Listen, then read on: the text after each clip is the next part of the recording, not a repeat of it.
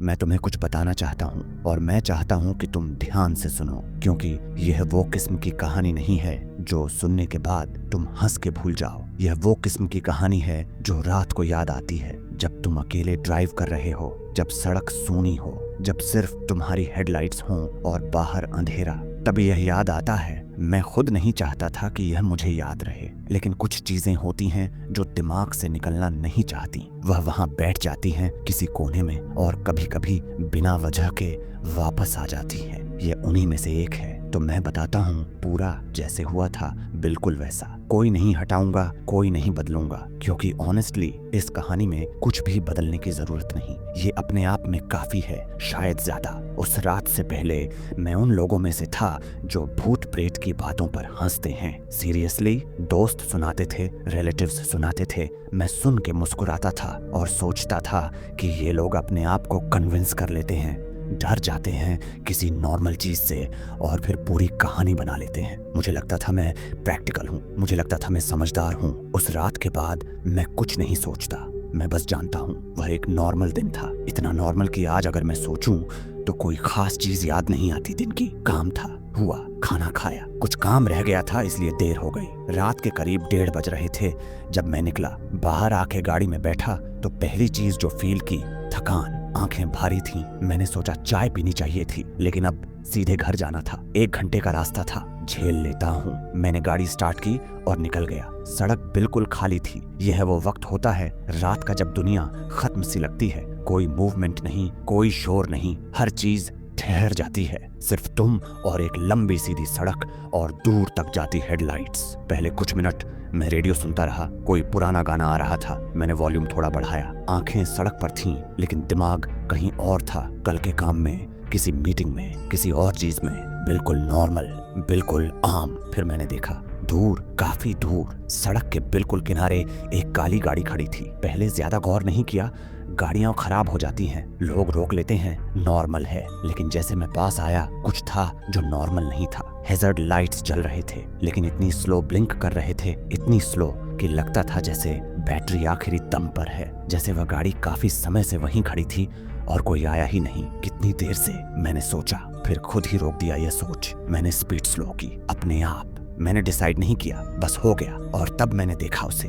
एक लड़की थी, सड़क के बिल्कुल किनारे, अंधेरों में, सफेद कपड़े, बाल, और यह मैंने दूर से ही नोटिस किया, भीगे हुए, बिल्कुल भीगे। उसने हाथ उठाया, रुकने का इशारा। मेरे अंदर से एक चीज आई, सीधी, साफ, बिना किसी कंफ्यूजन के, मत रुक। लेकिन मैं रुक गया। उसने पास आके शीशा देखा। मैंने नीचे किया। उसका चेहरा नॉर्मल था, मतलब कोई डिसफिगरमेंट नहीं, कोई ऑब्वियस चीज नहीं जिस पर तुम उंगली रख के कहो यहाँ गड़बड़ थी। सीधे देखो तो एक नॉर्मल लड़की थी, 20 साल, 22 साल, कुछ ऐसा। लेकिन कुछ था, कुछ जो मैं डिस्क्राइब नहीं कर सकता प्रॉपरली। जब तुम किसी के चेहरे में देखते हो तो वहाँ कुछ होता है, एक हरकत, एक जिंदगी, कुछ आंखों के पीछे कुछ होता है। उसकी आंखों के पीछे कुछ नहीं था, बिल्कुल खाली, जैसे 2 काले धब्बे थे चेहरे पर, जैसे शीशे थे।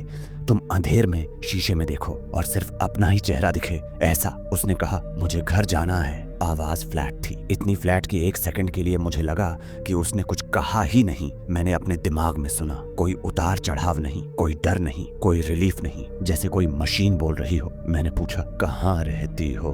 उसने एक जगह का नाम लिया, अजीब सा, मैंने पहले कभी नहीं सुना। ठीक है, मैंने कहा, बैठो। वह पीछे की सीट पर बैठ गई और मैंने गाड़ी आगे बढ़ा दी। पहले कुछ मिनट खाली गए। मैंने एक्सपेक्ट किया था कि वह कुछ बोलेगी, शुक्रिया, या बताएगी कि क्या हुआ, या कुछ भी। कोई भी नॉर्मल इंसान इन हालात में कुछ बोलता। कुछ नहीं आया। मैंने मिरर में देखा, वह खिड़की के बाहर घूर रही थी, हाथ घुटनों पर, बिल्कुल सीधी, बिल्कुल स्टिल। इतनी स्टिल कि मैंने एक बार सोचा वह सांस ले रही है। मैंने नजर हटाई, दिमाग को रोक दिया। थका हुआ हूँ, मैंने अपने आप से कहा, बकवास सोच रहा हूँ। फिर, और यह पहला मोमेंट था जब मेरा दिल सच में एक बीट के लिए रुक गया। मैंने अपने मुंह से सांस ली, भाप निकली। अंदर, कार के अंदर हीटर ऑन था, बाहर ठंडी नहीं थी और सांस की भाप निकल रही थी जैसे कोई फ्रीजर में खड़ा हो। मैंने हाथ सीट पर रखा, स्टीयरिंग पर, हाथ ठंडा था, इतना ठंडा। मैंने एसी चेक किया, बंद था, हीटर ऑन था, सब ठीक था टेक्निकली। फिर भी अंदर बर्फ जैसी ठंडी थी। मैंने मिरर में देखा, वह अभी भी खिड़की के बाहर देख रही थी और मैंने इस बार ध्यान से देखा। पलकें, मैंने काउंट किया, 1 2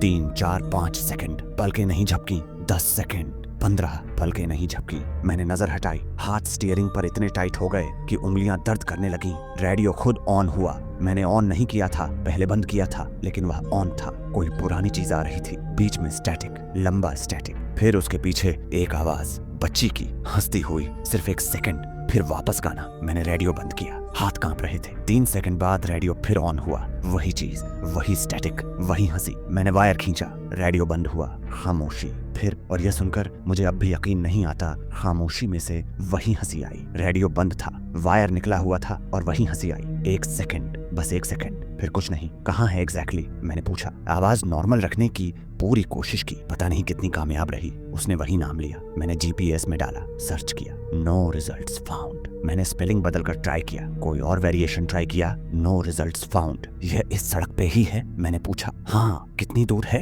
खामोशी, इतनी लंबी खामोशी कि मैंने सोचा शायद वह सो गई। मैंने मिरर में देखा, वह सीधी आगे देख रही थी और उसकी आंखें मिरर में मेरी आंखों से मिली। वह जानती थी कि मैं देख रहा हूँ। मैंने नजर हटाई, कुछ आगे एक बंद ढाबा था, लेकिन लाइट थी बाहर। मैंने सोचा यहाँ रोक के कोई बहाना इन्हें उतार देता हूँ, कुछ नहीं तो कह देता हूँ कि मेरी गाड़ी ठीक नहीं, आ जाओ बाहर। लेकिन जैसे मैं उस ढाबे के बिल्कुल पास आया, यहाँ मत रुको।